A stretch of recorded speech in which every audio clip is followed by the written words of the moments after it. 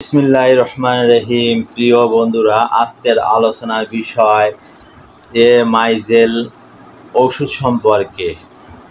মাইজেল ওষুধ গালে ঘায়ের বিরুদ্ধে খুবই ভালো কার্যকর ওষুধ।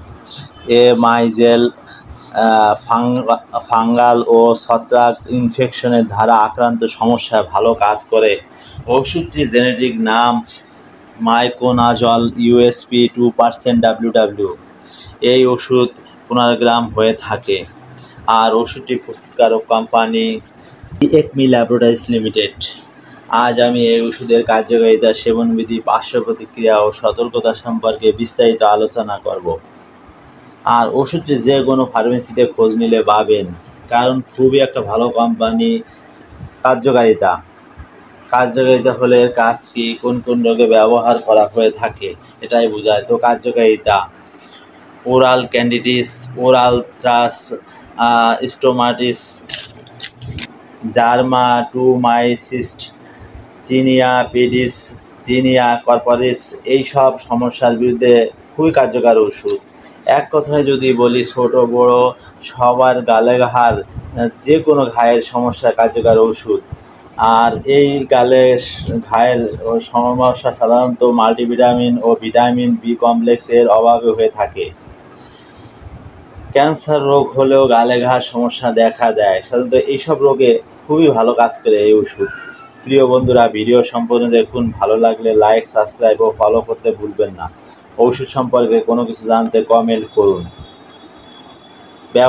ব্যবহার বিধি: 2 বছরের নিচের শিশু হাফ চামচ করে দিনে একবার 7 থেকে 10 দিন ব্যবহার করতে হবে।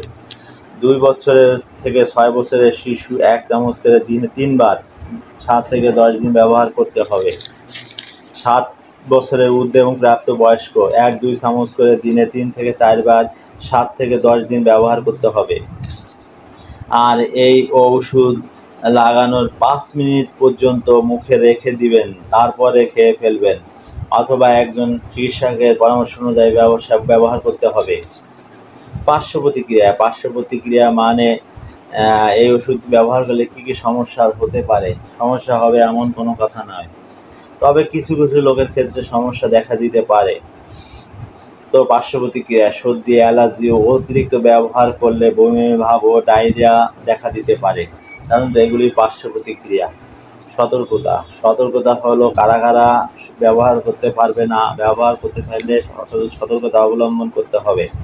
তো সতর্কতা: গর্ভাবস্থা ও স্তন্যদানকালে একজন চিকিৎসকের পরামর্শ অনুযায়ী ব্যবহার করতে হবে। এই ওষুধ করার পূর্বে অবশ্যই ওষুধের গায়ে ডেট দেখে ক্রয় করবেন। শিশুদের নাগালের বাইরে রাখুন। সুস্থ থাকুন আর সুস্থতা কামনা করি। তোমরা সালাত কায়েম করো, যাকাত দাও এবং রুকুকারীদের সঙ্গে রুকু করো। সূরা আল বাকারা আয়াত 43।